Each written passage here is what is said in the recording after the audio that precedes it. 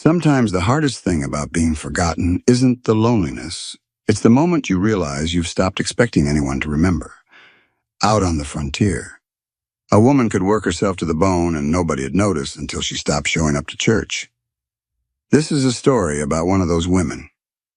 And the day the floodwaters came, it's about the kind of help that arrives without asking, and the quiet courage it takes to accept it. I reckon some of you know what it's like to wait for someone who never comes. This one's for you. She's knee-deep when the rope tears through her palms. The heifer's eyes roll white, hooves churning mud, and the hemp burns Grace's hands raw as it rips free. She stumbles. Cold water tugs at her skirt heavy, pulling. The creek's already over its banks, swallowing willows, fence posts.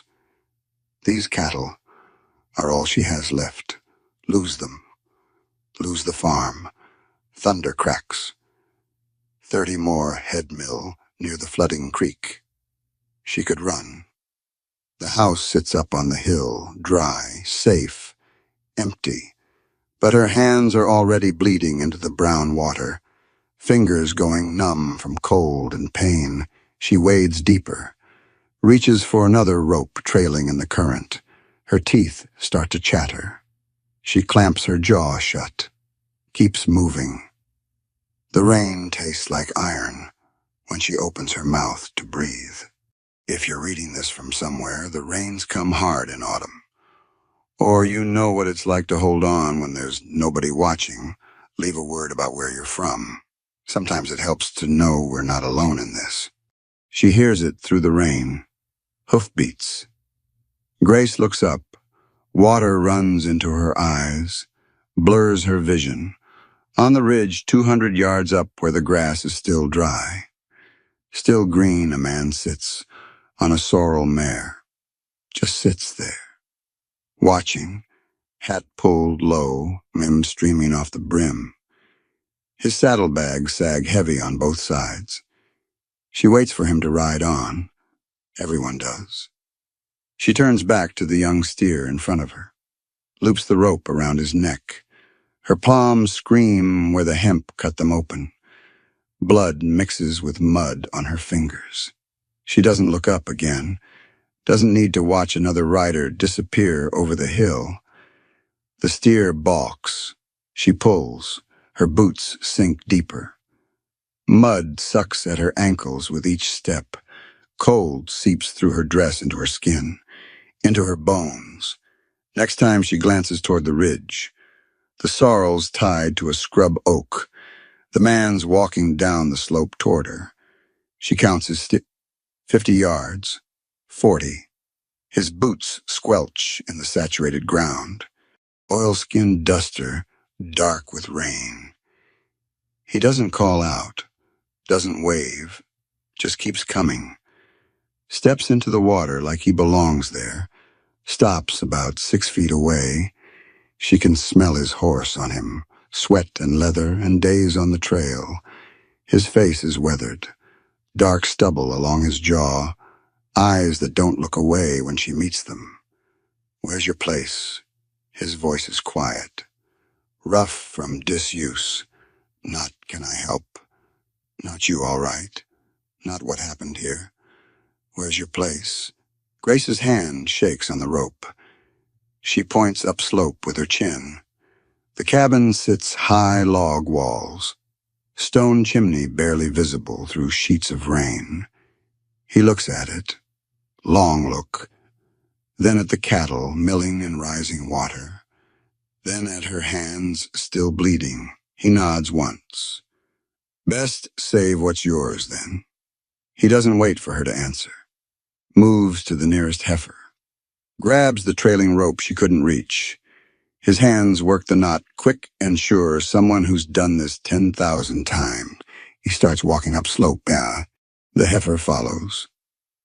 Grace stands there, water to her thighs now, and hammering her shoulders, the cold making her shake so hard her teeth rattle.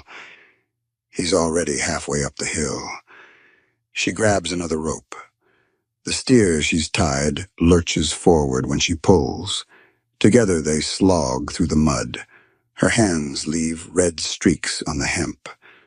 The stranger's coming back down. Passes her without speaking. Reaches for the next animal. By the time she gets her steer to high ground and turns around, he's got 3 more moving. The rain keeps coming, but there's 2 of them now. She wades back into the creek. He meets her eyes across the brown water. He hands her a rope. His fingers brush her torn palm. She feels the calluses, the scars. They're driving the last bunch upslope 5 head. Stragglers when Grace sees the water rising around the barn, the low pasture, where she kept the hay, the tools, the milk cow. She drops the rope she's holding, starts running. Her boots slip in the mud. She catches herself on a fence post. Keeps going, down the slope toward the barn. The creek's not a creek anymore. It's a river. Brown and fast, carrying fence rails and broken branches. She splashes into it. Water hits her knees, then her thighs. Cold drives the air from her lungs. Behind her, boots pounding. The stranger following. She doesn't look back. The barn door's already half underwater. She wrenches it open against the current. Water rushes in around her legs, knee-high inside. Churning with debris, hay floating in clumps. Her husband's toolbox tipped over, spilling wrenches and nails into the brown water. The milk cow jersey, brown and cream, stands in the back corner, bawling, eyes rolling white, pulling hard against her tether. Grace wades toward her, water tugging at her skirt with each step. Easy now, Auntie girl. The cow jerks her head. Doesn't want to move toward deeper water. Doesn't understand. Grace grabs the halter. Her torn palms scream. She talks low, steady, the way her husband taught her. Come on. That's it. Come on now. The stranger splashes past the mare. Doesn't ask what to do. Just starts grabbing. Harnesses off the wall. Coil of wire. Hammer. The handsaw, odding his arms with anything not nailed down. Grace unties the tether. The cow pulls back hard. Grace holds on, keeps talking. That's it, girl, Azzy. Just a little water. You've walked through worse. The cow takes 1 step, then another. Grace backs toward the door, pulling gentle but firm. The current catches her skirt, twists it around her legs. She stumbles, catches herself on the door frame. Splinters drive into her palm. She doesn't let go of the halter. The cow follows her out. Into the river that used to be a creek. The water's up to Grace's waist now, moving fast, pushing against her, trying to knock her down. The cow balks. Grace hangs onto the halter with both bleeding hands. She leans into the current. 1 step, another, talking the whole time, even though her teeth are chattering so hard she can barely form words. The cow lurches forward, finds her footing, keeps moving. Grace turns upstream, toward the house on the hill. The stranger's ahead of them, carrying his armload of salvaged tools. Water to his chest, but he's moving steady, not fighting the current, angling across it. They work until their arms shake. Hours of it, moving through rain and rising water. Grace's legs go numb. She can't feel her feet anymore. Just keeps putting 1 boot in front of the other, halfway up the slope, mud sucking at her boots. The stranger stops, sets down the tools, turns to her. Bow rider. Just like that. No preamble. Grace looks at him. The water streaming off both of them. Mud caked to their knees. Grace Holloway. He nods once, picks up the tools, keeps climbing. She follows. The cow's calmer now, moving steady beside her. They reach the upper pasture where the ground levels out. The other cattle are bunched there. She can hear them shifting, lowing to each other in the growing dark. 'Cause it is dark now, full dark. The sky gone black except when lightning flickers. How long were they in the water? They reach the porch. Grace ties the cow to the rail with shaking hands. She looks down at the valley floor. Gone. Just brown water stretching across where her pasture used to be. Lightning flickers. The water reflects it back silver on brown. The barn's half underwater. She can see the peak of the roof. The rest is swallowed. The road. The bridge.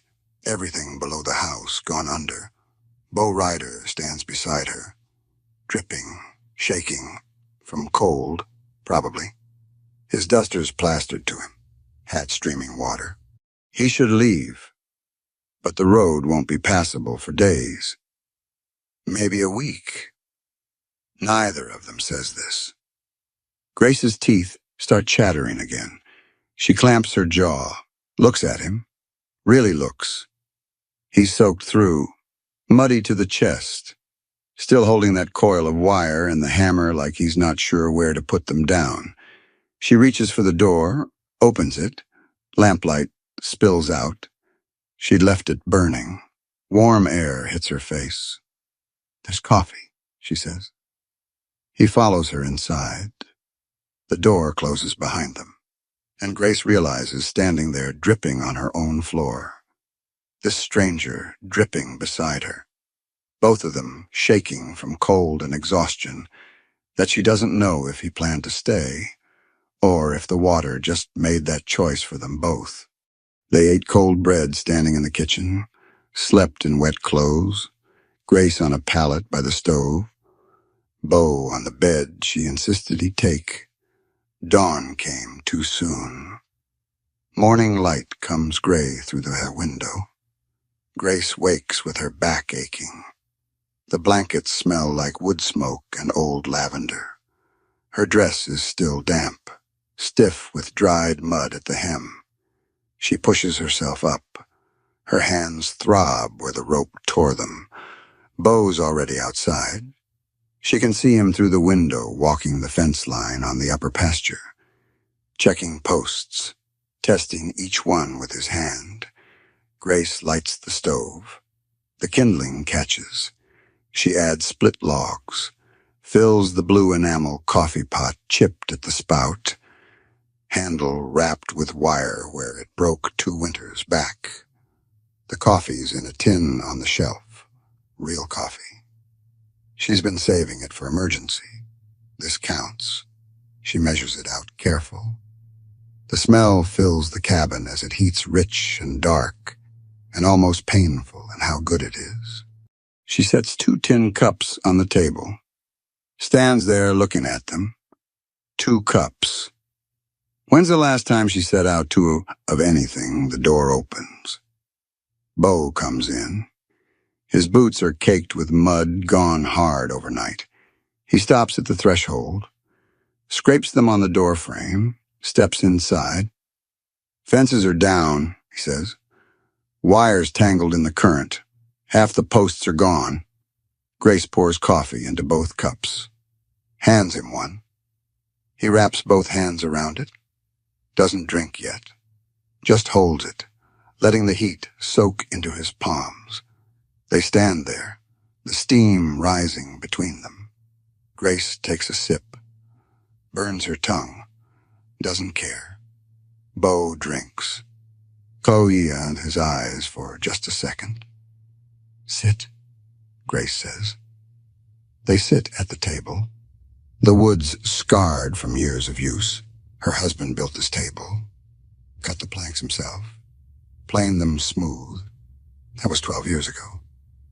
Bo reaches into his shirt pocket, pulls out a stub of pencil, sets it on the table. From his other pocket, an old envelope, already written on, someone's name and an address crossed out. He turns it over to the blank side. "What needs fixing first?" he asks. Grace looks at the envelope, at the pencil, at his hands wrapped around the coffee cup. Fence, she says. Cattle'll wander without it. He picks up the pencil, writes fence.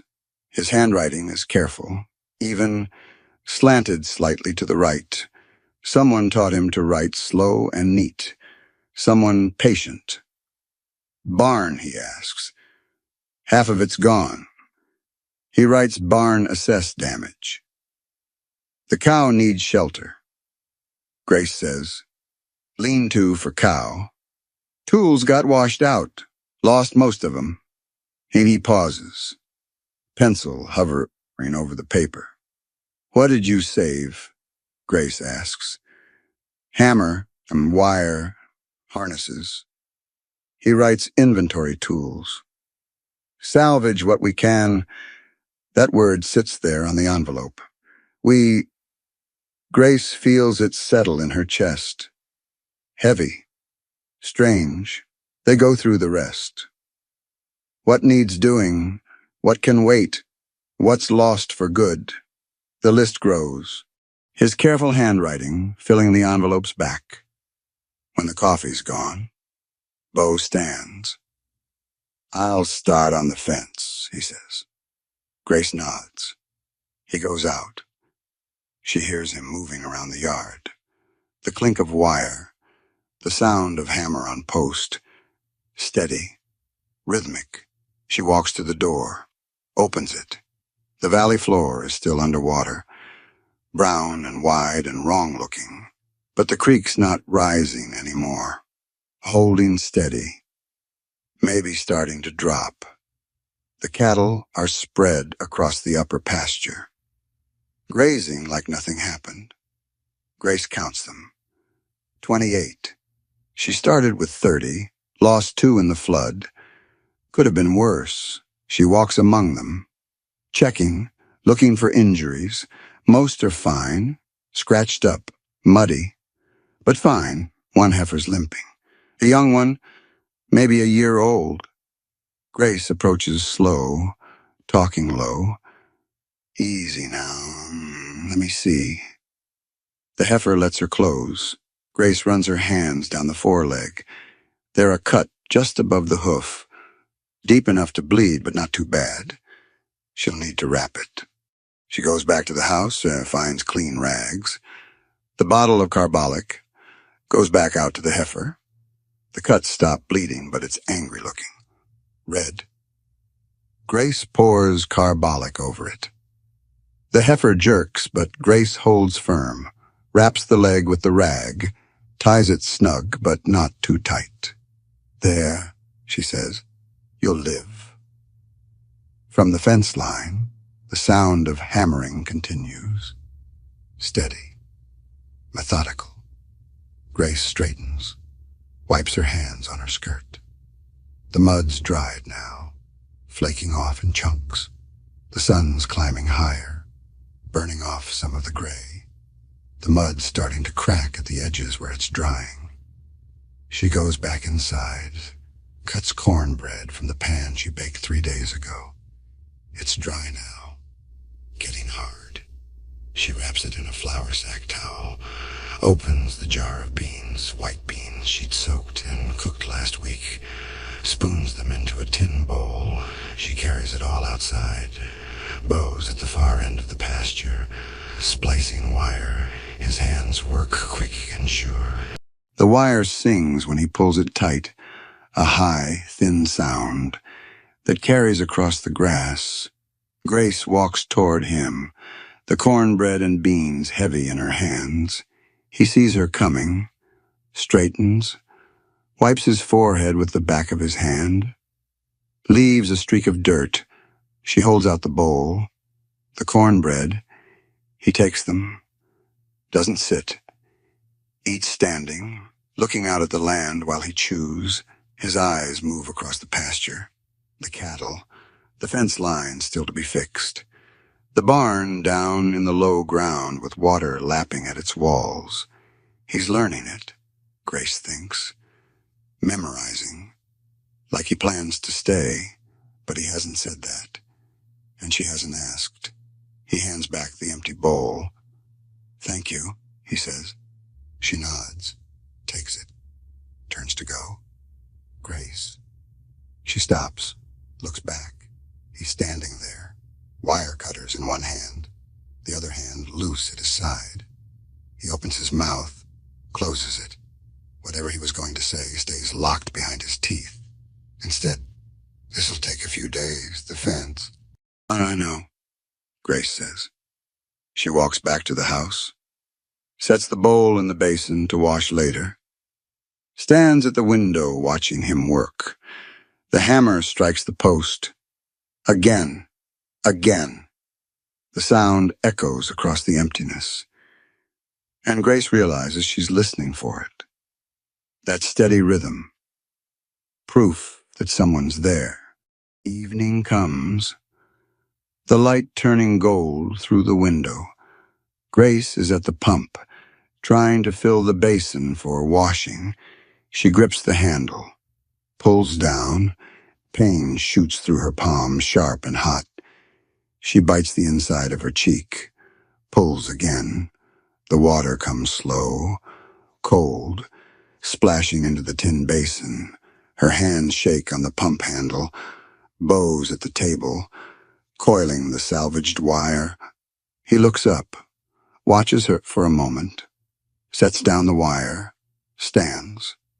He crosses the room, not fast, just steady. Grace keeps pumping, doesn't look at him. He reaches out, takes her wrist, gentle, careful, turns her hand palm up. The rope burns are worse than yesterday, angry red, some of the skins peeling back, others weeping clear fluid. Dirt ground deep into the raw places. These need tending, he says. Not a question. Grace starts to pull her hand back. He holds on, not tight, just firm enough that she'd have to jerk away to break free. Sit, he says. He pulled one of the wooden chairs. The legs scrape against the floor. Grace sits, her hand still in his. He lets go, goes to the shelf above the wash basin, finds her medicine tin japanned metal, black with faded red flowers painted on the lid. The label wore off years ago. He brings it to the table, opens it. Inside a small brown bottle of carbolic. Some clean rags torn into strips. A twist of paper that used to hold sulfur powder, but it's empty now. Bo takes the carbolic, goes back to the stove, lifts the kettle, tests the weight. There's water in it from this morning. He sets it on the hottest part of the stove top.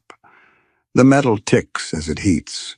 He doesn't ask permission, just moves through her kitchen like he knows where things belong. When the water's warm, not boiling, just warm enough, he pours some into a clean bowl, adds a few drops of carbolic. The sharp smell fills the room, medicinal, biting, makes her eyes water. He brings the bowl to the table, sits across from her. Hand, he says. Yeah. Grace extends her right hand. He takes it, dips a rag in the carbolic water, wrings it out, presses it to her palm. The sting is immediate, fierce. Grace sucks in a breath through her teeth. Doesn't make a sound otherwise, just grips the edge of the table with her other hand. Bo works slow, cleaning the torn skin. The rag comes away brown with dirt and dried blood. He rinses it, does it again. The water in the bowl turns cloudy. Grace watches his face, weathered from years in the sun. Lines at the corners of his eyes from squinting, stubble dark along his jaw. His mouth is set, concentrated. His hands are scarred. She can see the marks, white lines across his knuckles, a puckered place on his thumb where something bit deep once, calluses thick on his palms from years of holding reins and rope and tools. But his touch is careful. deliberate. He doesn't press too hard on the raw places. When her right hand is clean, he starts on the left. This one's worse. The rope went deeper here. One of the burns crosses her lifeline. The skin split open. She can see the pink underneath. He cleans it the same way. Patient, thorough, not rushing. Then he reaches for the old sheets stacked on the shelf. Grace washed them last month, hung them in the sun to dry. They're soft from use, worn thin in places. Bo tears one into strips, long strips. The fabric gives with a soft, ripping sound. He takes Grace's right hand again, lays the linen across her palm, wraps it around, over and under, between her thumb and fingers, not too tight, not too loose. He ties it off at her wrist, tucks the end in, does the same with her left. When he's done, both her hands are wrapped in white linen, clean, protected. Should have done this yesterday, he says, quiet. Grace looks at her bandaged hands, flexes her fingers. The linen pulls but doesn't restrict. Ain't nobody here to see 'em, she says. The words come out flat. Matter of fact, she's not looking for pity, just stating truth. Bo sets down the remaining linen, looks at her. I see 'em, he says. The stove ticks in the silence. Outside, one of the cows lows, low and mournful. Bo leans back in his chair. The wood creaks under his weight. He looks at the stove, not at her. Grace pulls her hands into her lap. The linen is rough against her wrists, but it feels good. Clean. Protected. Where are you from? She asks. Bo shrugs. Nowhere special. Just been moving. Grace waits. Doesn't push. After a while, he adds, since the war ended. Which war? Not the big one. He rubs his jaw. Smaller, down in Missouri. More personal. He doesn't say more. Grace doesn't ask. The stove's cooled some. The ticking slows, gets quieter. My husband died 3 years back, Grace says. She's not sure why she tells him. The words just come. Neighbors came for the funeral, brought food, said the right things. If you need anything, that's what they all said. She stares at the cooling stove. I waited for someone to come back, check on me, see if I needed help with the cattle, with cutting hay, with anything. She stops, swallows. Days went by, then weeks. Nobody came, so I thought maybe they're busy. Harvest time. Everyone's working their own places. The stove ticks one more time, then stops. Weeks turned into months. I kept waiting, kept thinking someone come check, but they didn't. Her throat is tight. She forces the words out. After a while, I realized I didn't matter to nobody. I was just forgot. Long silence, the kind that sits heavy. Then Bo says, reckon they do that, people. He shifts in his chair, leans forward, elbows on his knees. Had a mule once, he says. Down in Kansas. Stubborn as a fence post. Wouldn't pull a plow for love nor money. Grace looks up. Tried everything. Bo continues. Sweet talk, harsh words, carrot, stick, nothing worked. Then one day, I'm eating lunch cornbread, and that mule walks right up. Gentle as you please. I give him a piece. After that, he'd pull anything I asked. Long as I had cornbread in my pocket. It's not much of a story, not funny. really. But Grace laughs. Short, surprised by the sound of it. Her own voice, rough from disuse. Beau's mouth quirks at one corner. Not quite a smile, but close. Grace looks down at her bandaged hands, at the table between them, at this man who stopped when everyone else rode past. "How long you planning to stay?" she asks.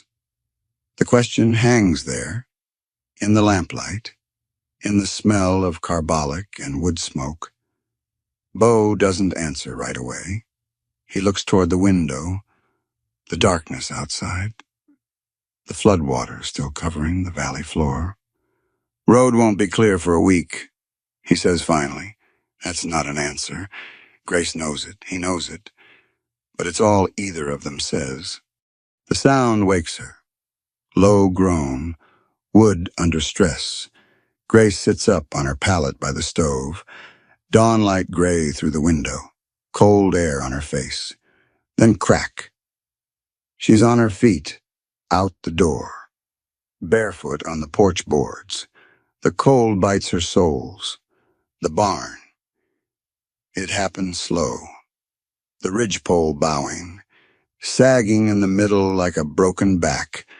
The walls tilt inward. Another crack sharper this time, loud as a rifle shot. The whole structure folds, roof collapsing into itself, walls buckling outward then falling in. The sound of it rolls across the valley, crash and splinter, and then the low rumble of timber settling into mud. Dust rises, brown and thick, hanging in the still morning air. Grace stands frozen, halfway between the porch and the chicken coop, her bare feet in cold mud. The chickens scatter around her, squawking, wings flapping. Inside that barn was everything. Her husband's tools, the ones he'd carried west 12 years ago. Hammer with the hickory handle. He'd shaped himself. Saw. Planer. The level his father gave him on their wedding day. All of it. Winter hay. Bales and bales stacked careful in the loft. Timothy and clover cut in July, enough to feed the herd through till spring greening. Seed grain, wheat in burlap sacks, for planting when the ground thawed. For next year's crop. For surviving. All of it. Gone. Beau comes out of the lean-to they built for the cow.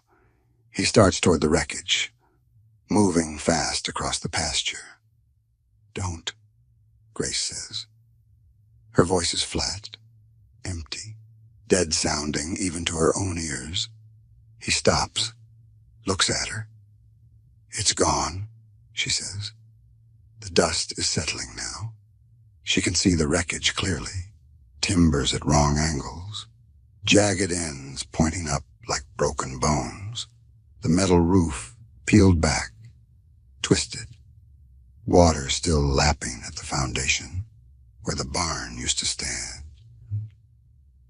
Beau stands there, looking at the barn, at her, back to the barn. Grace turns, walks to the house. Her feet leave muddy prints on the porch boards. She doesn't feel the cold anymore, doesn't feel anything. Inside, she sits at the table, puts her hands flat on the wood. The bandages are dirty now, brown at the edges from yesterday's work. She stares at the grain of the table, oak. Her husband planed these boards, sanded them smooth. The surface is scarred from years of use. Knife marks, water rings. A burn mark from when she set a hot pan down without thinking. 12 years of meals eaten at this table. Beau comes in, doesn't close the door all the way, stands in the doorway, not speaking, just there. Grace doesn't look up. "Can't do this," she says. Quiet, barely audible even in the silence. Beau doesn't move. "Thought I could hold it together," Grace continues. still staring at the table, at the water ring she's counting. 7, 8, 9. Can't. She's not crying. Past that. Her eyes are dry. Her throat tight, but no tears come. Won't come. Outside, the chickens have settled. She can hear them scratching in the yard. Soft clucking.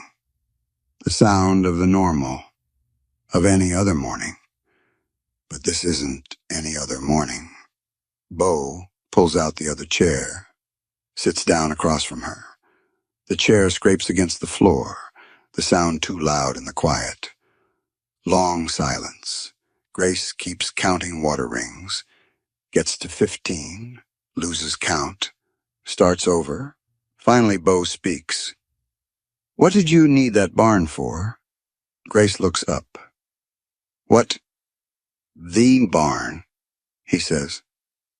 What did you need it for? She stares at him. Everything was in there. Tools, hay, seed. Cattle are alive. Bo interrupts. Not harsh, just stating facts. His voice is level, calm. House is sound. We can build a lean-to for the cow. Already got one started. Plant oats instead of wheat, they grow faster. Need less. You don't need what's gone. He leans forward. Elbows on the table. You got what's here. Grace looks at her bandaged hands. Flexes her fingers. The linen pulls across her palms, where the burns are still raw underneath. What's here? 28 head of cattle in the upper pasture. The house. The land. The well that didn't flood. The chickens scratching outside. The cow safe in her lean-to. Bo sitting across from her.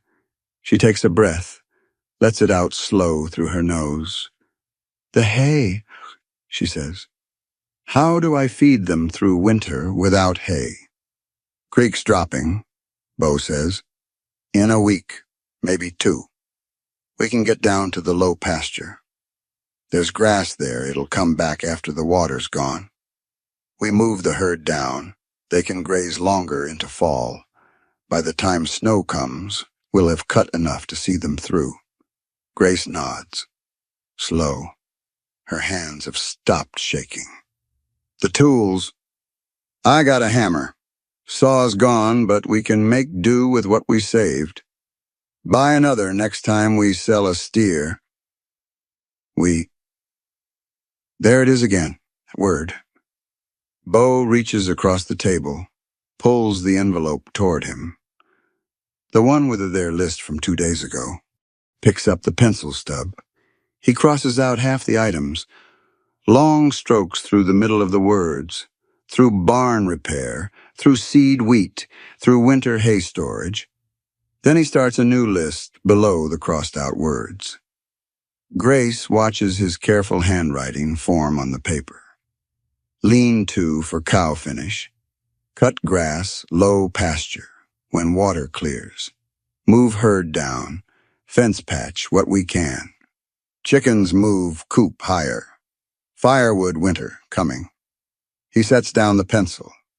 Slides the envelope across to her. Smaller, he says. But we can do it. Grace looks at the list. Reads it twice. Her throat is still tight, but the pressure in her chest has eased some. She picks up the pencil, adds one more item at the bottom in her own handwriting, not as neat as his. Shakier. Heifer's leg change bandage, sets the pencil down. All right, she says. Bo stands, pushes his chair back in, goes to the door, stops there, looks back at her. We'll manage, he says. Then he goes out. The door closes soft behind him. Grace sits alone at the table. The list in front of her. Outside. She can hear him moving around. The sound of hammer on nail starting up again. Building the lean-to roof. Steady, rhythmic, the sound of work, of forward motion. She stands, goes to the basin, washes her face with cold water from the pitcher, dries it on a flour sack towel that's worn so thin she can see through it in places. Then she goes to the shelf, takes down the jar of beans, opens it. Maybe 3 meals left in there. She closes it, sets it back, opens the cupboard, counts what's left. Flour enough for a week if she's careful, maybe less. Coffee, the tin's almost empty.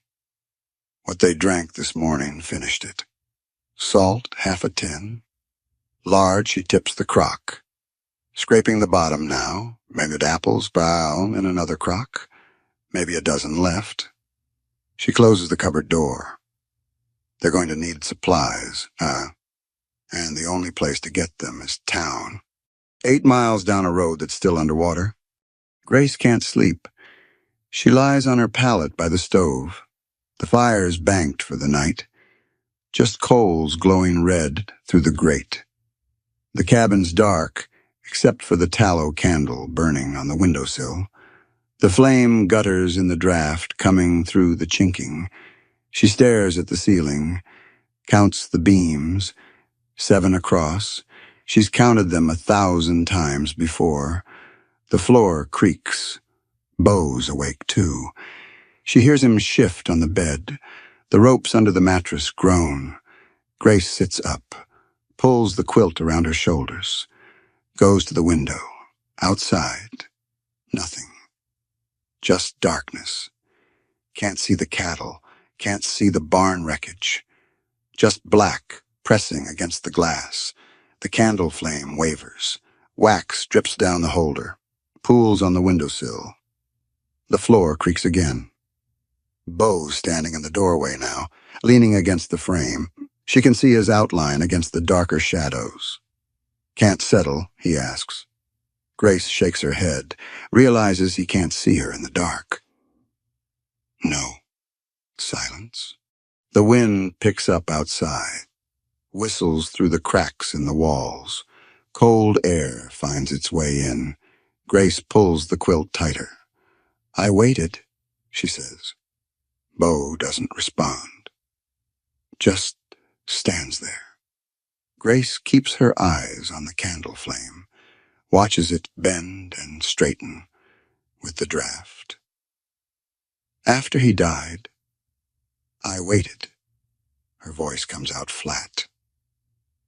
Neighbors came for the funeral, said all the right things. If you need anything, just ask. That's what they said. Every single one of them. She stops. Her throat wants to close. She forces the words past it. So I waited. Thought they meant it. Thought someone would come check. See if I needed help fixing the fence. Cutting hay. Anything. The candle drips more wax. It runs down the side of the holder in a long drip. Days went by, then weeks. I'd stand on the porch, watch the road, set 2 plates out of habit, then put one back. Her hands are shaking. She grips the windowsill. Kept thinking tomorrow. Someone'll come tomorrow. They're just busy. Everyone's got their own work. She swallows hard. But nobody came. Weeks turned into months, and I realized. Her voice cracks. She clears her throat. Tries again. I realized I'd been standing there like a fool, waiting for people who'd already forgot I existed. The shame of it sits in her chest like a hot coal, burning. I didn't matter to nobody. Never did. I was just there. And when I wasn't there no more, wasn't nobody who noticed or cared. She can't look at him. Can't bear to see his face. That's the worst part, she whispers. Not that they forgot, but that I kept waiting anyway. Like some kind of, like I had no pride at all. Beau shifts his weight. The floorboard under him creaks. Long silence. Then, I know that. His voice is rough, low. Grace turns her head slightly. Still can't see his face in the dark. Came home after the war, he says. Little skirmish down in Missouri. Wasn't gone long. 6 months. Figured everything'd be the same when I got back. He pauses. She hears him take a breath. Farm was sold. Ma died while I was gone. Consumption. Nobody wrote to tell me brother had headed west. Didn't leave word where. New owner said I had 3 days to clear out. The candle gutters. Almost goes out. Catches again. Took what I could carry in a bedroll. Left the rest. Ma's dishes. Pa's chair. The quilt she made. Just walked away. His voice gets quieter. Told myself it didn't matter. Told myself I was better off moving. Can't miss what you don't stay around to lose. Grace hears the shame in his voice. The same shame that's burning in her own chest. Been 5 years now, Bo continues. 5 years moving from place to place. Working here and there. Never more than a few weeks. Always leaving before it could happen again. He stops. Then, before I could be forgot again. Or before I could care enough that it'd hurt when I was... The wind dies down. The cabin settles into stillness. That's what we both been doing, and ain't it? Grace says, her voice barely above a whisper. You keep moving so you can't be left. I stopped expecting anyone to come, so I couldn't be disappointed. Yeah. Just that one word, but it sits heavy between them. Grace turns from the window, looks toward where he's standing. She still can't see his face, but she can see his shape against the doorframe. How long you been moving, she asks, though she already knows. 5 years. And here, pause. Then, here. I stopped. Grace's hands are still shaking. She clasps them together, the bandages rough against each other. Why here? Her voice cracks on the question. Bo's quiet for a long moment. When he speaks, his voice is different, softer. You asked where my place was, not where you headed, not where you from. You asked about my place, like I deserved to have one, like it mattered that I did. He shifts in the doorway. Been 5 years since anyone looked at me like I was worth more than the work I could do for a day's pay. 5 years since anyone treated me like I was someone instead of just some drifter passing through. Grace feels tears on her face. Didn't even know she was crying. She wipes them with the back of her hand. The bandage scratches her cheek. I didn't think I mattered to nobody, she says. Not for 3 years. Figured I'd just work till I couldn't no more, then die out here, and wouldn't nobody notice till the cattle started wandering onto someone else's land. You matter, Bo says. 2 words, simple, but they land like a fist to her chest. So do you, Grace whispers back. The candle flame bends in another draft. Smoke rises from the wick. I ain't promising nothing, Bo says. Don't know how to anymore. Don't know if I remember how. Me neither. But I'm here, right now. That count for something. Grace nods in the dark. Remembers he can't see. Yeah, it counts. The wind picks up again outside. The cabin creaks. But somehow the sound isn't lonely anymore. Bo moves toward the bedroom. Stops at the door. Grace. She turns her head. You ain't forgot, he says. Not to me. Not now. He goes into the other room. The ropes creak as he lies back down. Grace stands at the window a while longer, looking out at nothing, but the darkness doesn't press quite so heavy. She goes back to her pallet, lies down, pulls the quilt up to her chin, and realizes for the first time in 3 years she's going to sleep knowing someone will still be there come morning. Morning comes different. Grace wakes to silence. No rain hammering the roof. No wind battering the walls. She pushes up from her pallet. Gray light through the window, but it's clear. No clouds. She goes to the door, opens it. The valley floor is still wet, muddy, but the water's draining back into the creek bed. She can see brown earth showing through in patches. The creek itself is running high but contained, back in its channel, not spreading across the pasture anymore. Bo's already out, walking the fence line again, testing posts.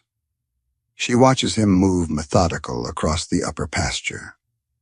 Grace lights the stove. The kindling catches quick. While the coffee heats the last of it, she realizes she opens the cupboard again, counts what's there. Flour, 3 days if she's careful with it, maybe 4. The beans are gone, finished them yesterday. Salt, lard, a few dried apples, that's all. When Bo comes in, she's got 2 cups on the table. The coffee's steaming. He drinks standing, looking out the window at the receding water. Creek's down, he says. Road might be passable in another day. 2 at most. Grace wraps her hands around her cup. The bandages are loose now. Need changing. Town's 8 miles. I know. She looks at him. We need supplies. Flour, coffee, beans if they got 'em, salt. Bo nods. Sets down his cup. I'll go. Grace opens her mouth, closes it. 3 years she's handled everything herself. Rode to town alone, bought supplies alone, came home alone. Mom, she's tired. Her hands still hurt. And he's offering. All right, she says. She goes to the shelf, reaches behind the flour tin, pulls out a small cloth pouch. Heavy. The coins clink when she sets it on the table. That's all I got left, she says. Been saving it. Should be enough for flour and coffee at least. Bo picks up the pouch, tests the weight, doesn't open it, just nods, tucks it in his shirt pocket. Flour, Grace says. Coffee if they got any. Beans. Salt, and maybe apples if the price ain't too high. I'll see what I can get. He goes out. She hears him saddling the sorrel, the creak of leather, the mare snorting, Bo talking to her low, then hoofbeats, fading down the slope toward where the road should be. Grace stands on the porch, watches until he's out of sight. Then she goes back inside, alone, like always, but different this time. She knows he's coming back. The knowing settles in her chest. Warm, strange. She's not used to it. Grace gets to work. The makeshift cattle shelter needs mucking. She takes the shovel Bo salvaged from the barn, goes to the lean-to where the cow's tied. The cow looks at her, chewing, placid as always. Grace shovels out the soiled straw. Her hands ache, but the bandages protect the worst of it. She piles the muck outside, spreads fresh straw, not much left. They'll need more. Add it to the list. When the lean-to's clean, she checks the fence Bo's been working on. The posts are solid, set deep, wire stretched tight between them. Good work, better than her husband's ever was. though she'd never say that out loud. She walks the whole line and, looking for weak spots, finds one post leaning. She braces it with a rock, temporary, but it'll hold until Bo can reset it proper. The sun climbs, burns off the last of the gray. The mud starts to dry, cracks forming at the edges. Grace goes back inside, stands in the kitchen. The silence presses on her. She catches herself listening for hoofbeats, for him coming back. Her stomach growls. She hasn't eaten since yesterday. Neither has Bo. She looks at what's left. Cuts the last of the cornbread. It's hard now. Dry. She wraps it in a cloth. Then she does something without thinking. Sets the table for two. 2 tin plates, 2 forks, 2 cups. She's halfway to the stove before she realizes what she's done. Grace stops. Looks back at the table. 2 places set. When did that happen? When did she start expecting him to come back to sit across from her, to stay? She leaves the plates where they are. The sun's dropping when she hears it. Hoofbeats, coming up the slope. Grace goes to the window. Bo rides into the yard on the sorrel. The mare's tired. Sides heaving a little, but not blown. Bo knows horses, knows how to push without breaking. He's got burlap sacks tied behind the saddle. A crate balanced in front of him. Brown paper packages. Grace comes out onto the porch. Bo dismounts. Starts untying the sacks. Got flour, he says. Hands her one sack. Heavy. Good weight. Coffee, beans, salt, some dried beef. He lifts down the crate. Apples. Small ones. Red. A dozen, maybe. And this? He pulls out a newspaper from inside his coat. Folded. 2 weeks old. The Kansas City Star. Thought you might want news, he says. Grace takes the paper. The print blurs a little. She blinks. Thank you, she says. They carry everything inside, working together. His hands and hers moving around each other. Easy, natural. Like they've done this 100 times before instead of never. Grace sets the flour on the shelf. The coffee in the tin that's been empty 3 days. The apples on the table. Bo stands in the doorway, looking at the table, at the 2 plates set out.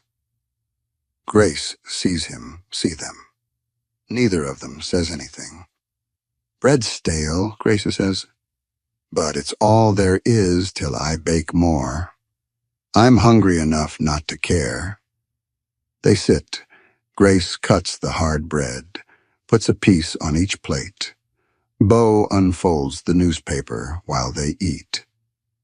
Says here there was flooding all down the Missouri Valley, he reads. Worst in 20 years. Towns downriver sent help to each other. He pauses, looks up at her. Nobody came out this far, though. Grace takes a bite of dry bread. Chews slow, swallows. Never do. Bo keeps reading. Crops lost, livestock drowns. Bridge at Omaha washed out. He sets down the paper, looks at Grace. We got lucky, he says. Grace looks around the cabin, at the supplies on the shelf, at the bread on 2 plates, at the man sitting across from her. Yeah, she says. We did. Outside, the sky's darkening, stars coming out, clear for the first time in over a week. Bo reaches for his cup, realizes it's empty. Grace stands, pours water from the pitcher, fills both cups. She sits back down and realizes she's not listening for him to leave anymore. She's listening for what comes next. Grace wakes before dawn. The cabin's cold. She lights the stove, coaxes fire from the coals. When the flames catch, she adds kindling, then split logs. Heat builds slow. She takes the apples from the crate Bo brought. 6 of them, small, red. She washes them in the basin, cuts them into slices with the dull knife, works careful. Her hands are healing but still tender under the bandages. She takes down the jar of cinnamon from the high shelf, nearly empty. Been there 3 years, saving it. For what? She never knew. This, maybe. She measures out what's left, sprinkles it over the apples in the bowl. When's the last time she baked anything more than survival bread? She can't remember. Years. She makes the crust. Lard and flour and cold water from the pitcher. Works it with her fingertips until it comes together. Rolls it out on the table. The dough tears in one place. She patches it. Presses the edges back together. Lines the cast iron skillet with the crust. Fills it with the apples and cinnamon. Cuts strips for the top. Lays them across. Her hands remember how, even though it's been so long, she slides the skillet into the oven. Closes the door. The smell starts almost right away. Apples, cinnamon, butter, sweet and warm, filling the whole cabin, outside. The sound of hammer on nail, steady rhythm. Bo's been working on the lean-to roof since first light. Grace can hear him through the window, the measured strikes. Pause. 3 more strikes. Pause. The sound of building, of something being made instead of lost. She goes to the window, watches him work. He's down to just his shirt, despite the morning chill. Sleeves rolled to his elbows. Each hammer strike clean, precise.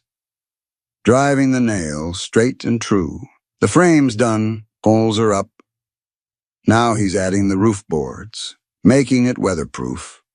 A real shelter, not just temporary. Grace wipes her hands on her apron. Flour leaves white streaks on the faded fabric. The pie bakes. She checks it twice. The crust is browning, turning golden. The filling bubbles up through the lattice. Steam rises. The smell is overwhelming now. Rich. Sweet. Like something from before, from when things were different. When it's done. She pulls it from the oven with a rag wrapped around her hand. Sets it on the windowsill to cool. Steam rises from the cuts in the crust. Carries the smell of cinnamon and apples out into the autumn air. The hammering stops. Grace hears Bo at the pump. The handle squeaking. Water splashing. He's washing the sawdust and sweat off. Getting clean. The door opens. He comes in. His hands smell like pine sap and fresh-cut wood and work. His shirt's damp with sweat despite the cold outside. He sees the pie on the windowsill. Stops. "What's that pie?" Grace says. He crosses to the window, looks down at it. The crust golden brown, the apples dark with cinnamon showing through the lattice. "When's the last time you made pie?" he asks. Grace doesn't answer, just takes 2 plates from the shelf, sets them on the table, 2 forks. She cuts the pie. It's still hot. The filling runs a little, but she manages 2 pieces. She gives him the bigger one. They sit. Neither talks. Just eat. The forks scrape against the tin plates. Only sound. Grace tastes cinnamon and apples and lard crust that's flaky and rich. It's good. Better than she remembered. Better than she hoped. When Bo's done, he sets down his fork, looks at his empty plate, then at her. "Best pie I've had in 10 years, he says. Grace shrugs. Just apples and lard. He shakes his head. Doesn't say more. Doesn't need to. They sit there, the afternoon light slanting through the window, warming the table between them. Later, after the dishes are washed and put away, after Grace has checked the cattle and Beau has finished the lean-to, they stand on the porch. The sky's clear. First time in over a week there's no clouds. Orange and gold spreading across the prairie, the grass catching the light, turning from green to amber to fire. The cattle are settled in the upper pasture, grazing quiet. The fence is mended, strong. The creek's back where it belongs, running clear now instead of brown. The valley floor is drying, mud cracking in wide patterns. In another few days, they'll be able to get down to the low pasture, start cutting grass for winter. Beau should go. The road's clear. He could ride out tomorrow, be gone by noon. Grace doesn't say this. Neither does he. She looks at the sunset, the way it spreads across everything, painting the fence posts gold, the cabin walls, the new roof on the lean-to, Beau's weathered face beside her. Can you stay through winter? She asks. The words come out quiet. Steady, though. There's work, she continues. Fence needs finishing, grass to cut, firewood before snow comes. Can't pay much, but there's food, shelter. She stops, but looks at him. Looks. Beau's not looking at her. Looking at the land, at the fence line he mended, at the cabin behind them, at the cattle in the pasture, at the lean-to he built with his own hands. Don't need pay, honey says. Long pause. The wind picks up. Gentle. Carrying the smell of rain-washed earth and dried grass and coming winter. If you'll have me, he adds. Grace nods. Yeah, I'll have you. They stand there, watching the sun drop toward the horizon, the sky turning from orange to pink to deep red, purple creeping in at the edges. The air smells different, clean, new, like something's beginning instead of ending. Grace feels the weight she's carried for 3 years start to lift. Not gone. Still there, but lighter, like someone's helping carry it now. Beau looks out at the prairie, at the hills rolling away to nothing, at the fence posts marching across the grass, at the land healing itself slow after the flood. He feels something settle in his chest, something that's been restless and moving for 5 years. Finally still, purpose, place, home. The light lingers, now golden, warm, stretching long across the hills, catching in Grace's hair where it's come loose from its pins, turning the strands copper and bright, painting Beau's scarred hands where they rest on the porch rail. They don't talk about spring, or what happens when the snow melts, or next year's planting. They'll need to, soon, winter prep, supplies, all the work ahead, but not tonight.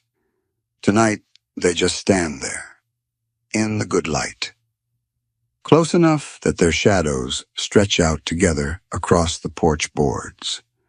2 shadows, touching at the edges, overlapping where they meet. Grace takes a breath, lets it out slow. Beau shifts his weight, his shoulder almost touching hers, not quite, but close. The sun drops lower, touches the horizon. The sky darkens at the edges, stars beginning to show in the east. And somewhere, in that fading light, in the smell of pie cooling on the windowsill, and the sound of cattle settling for the night, and the warmth of another person standing close enough to matter something in both of them begins to mend. Not healed, not yet. Maybe never completely. But mending, slow, sure. Like the land after the flood. Like two people who'd been forgotten learning they're worth remembering after all. There's something heavy about a story like this. Not sad, exactly. Just heavy. The kind of weight that sits quiet in your chest when you think about all the years someone can go unseen. All the meals eaten alone, all the mornings waking up knowing nobody's coming. Maybe some of you know that weight. Not the loneliness that comes from being far away from people, but the kind that comes from being right there among them and still invisible. Many of us have carried something like that. Waited for a knock on the door that never came. Wondered if we mattered enough for someone to notice we were still here. Grace and Bo, they weren't rescued. They just stopped waiting for rescue. Found each other in the mud and the rain and the work that needed doing. Decided that was enough. Built something small and tender from what was left. It's not a lesson. It's just what happened. And maybe that's all right. Maybe some stories don't need to be wrapped up neat or understood completely. Maybe they're just allowed to rest the way they are, quiet and unfinished and real. Thank you for listening. Thank you for staying through.